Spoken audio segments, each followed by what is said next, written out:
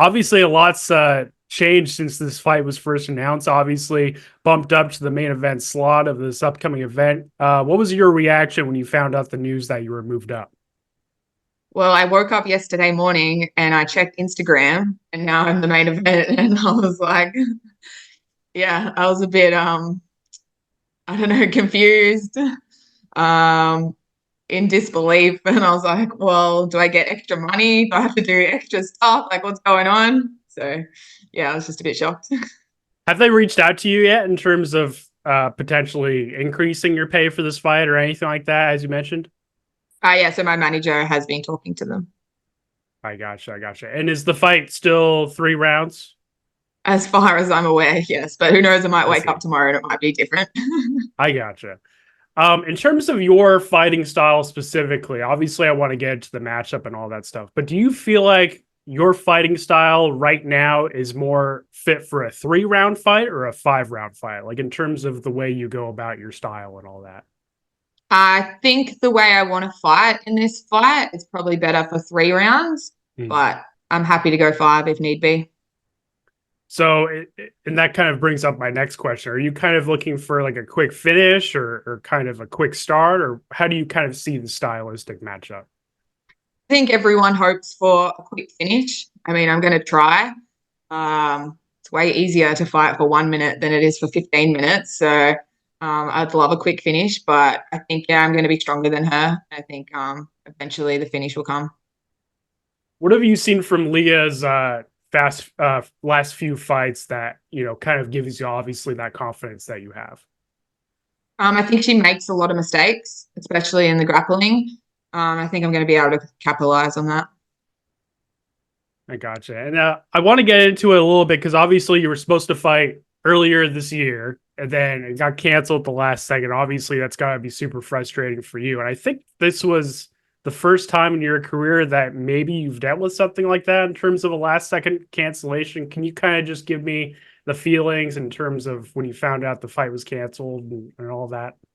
Yeah, so I was devastated. I put a lot of money and time into that fight camp, and we were already in Dublin. I was water loading, cutting weight, and my manager messages me, and I was like, he never messages me unless there's something wrong.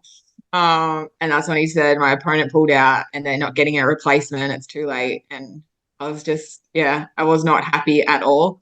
I had a holiday booked for after the fight because I was already in Europe, so yeah, it was kind of like up in the air. What do I do? Do I still go on the holiday and like lose all my money? Do I go back home straight away? So yeah, there was a lot of navigating, and a lot of feelings up in the air. A very emotional week, but yeah, it all worked out in the end. And I think I saw in an Instagram post right after the cancellation was announced that you've been kind of balancing work with education, all that stuff, along with your fighting career too. So, kind of just talk to me a little bit about the process in terms of balancing all that and where you are now with that.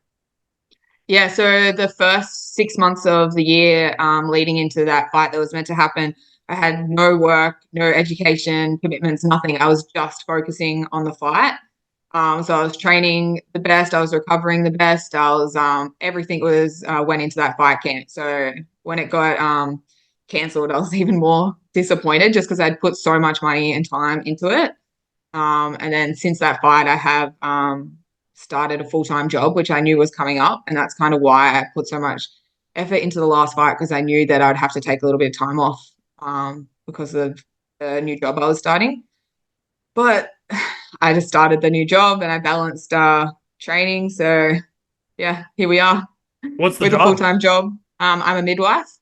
Okay, I gotcha. And Yeah. in terms, was this the first time in your career that you felt like, in terms of narrowly focused on just fighting, in terms of not having any other distractions? Was this the first time that you've had that, kind of Yeah. linear mindset? Yeah, this was the first time that I had like money in my bank account where I was able to have no other job, just focus on the fight. I went to Thailand to train. Like everything was focused on that fight. So yeah, that was super disappointing when that got cancelled. Were you at Tiger Muay Thai or were in Thailand? And I went and trained at Bangtao.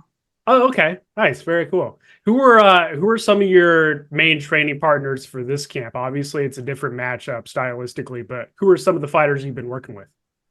So we got a lot of young boys at our gym who are still amateurs, just coming through, and they're the same size as me. So they've been my main training partners, and they've been really good. And anytime I need them, with navigating work commitments now, if I need them at like 6 a.m., at 8 p.m., any day of the week, they're there for me.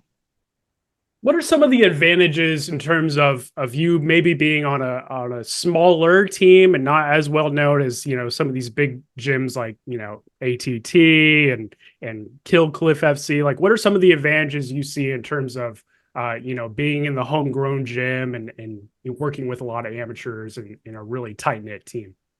Well, this is all I've known, so I don't know what it's like to train in one of those big gyms. But for me, it's really good because I get my coaches focused. A lot of the attention is on me, and helping me for the fight. So yeah, it's really good to have that like individual coaching from all my coaches and all the focus from them.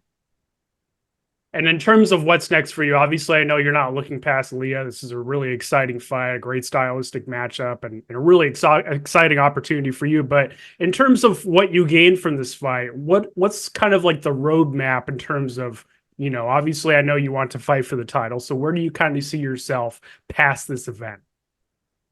Past this, well, this morning, everyone has asked me if I want to fight the winner of Cris Cyborg and Larissa after this fight. So I guess we'll just go with that since that's the theme of the morning. And I'm happy to fight the winner of whoever the winner of that fight is. Are you a little surprised at all that this fight with Leah wasn't made like an interim title fight? Because obviously it's been about a full year since she last defended her title, and technically I don't think her title is on the line against Larissa. I guess what are your thoughts on that? Yeah. Yeah, I don't know. I'm not surprised. It would be nice to walk away with a shiny belt, but unless he beat Cyborg, I wouldn't feel like any sort of champion. So I'm not disappointed either way. So And how do you kind of see that matchup playing out with Cyborg and Pacheco? I think it's gonna. I don't think it's going the distance. I think someone's gonna go to sleep, and I'm hoping Cyborg wins. And last question for me, I like to ask this a lot of different fighters. For obviously MMA has just blown up in recent years, over like the last 5 to 10 years specifically. For newer fans that maybe aren't familiar with your fighting style or have never seen you fight before, how would you describe your style in the octagon or in the cage? Well, obviously my background is in judo, so if the opportunity presents, I'm going to do some judo in there. But I think I'm just stronger and tougher than anyone who I'm going to fight. Well, we are excited for this matchup. Obviously, it's a big matchup for the division and women's MMA in general. Before we get out of here, I want to give you the platform to shout out your social media if you want, shout out your team, all that good stuff. I'll give you the final word. Shout out to everyone at Resilience Training Center and the Ring Gym. Thanks for helping me this weekend.